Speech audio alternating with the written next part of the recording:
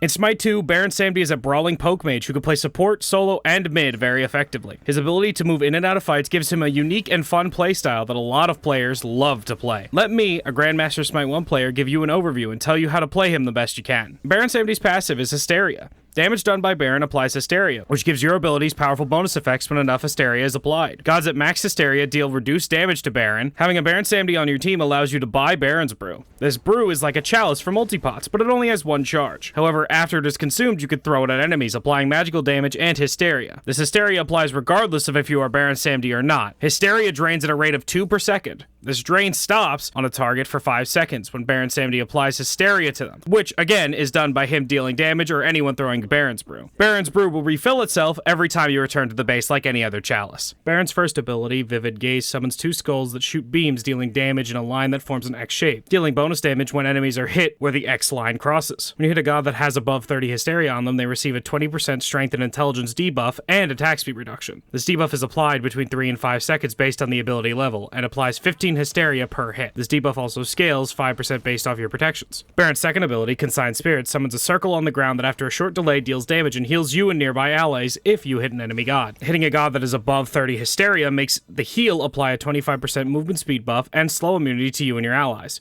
How long does that last? I don't know, and I'm not checking right now because I'm in a rush today and don't have any other time this week to get this out. This ability's healing scales 5% with missing health, 15% for Baron's cooldown rate, in addition to the flat heal that's already on it. Baron's third ability, Wrap It Up, is what you should do when you're having set. Baron throws a snake and constricts an enemy god, slowing them down to a root. Constricted gods take magical damage over 1.75 seconds.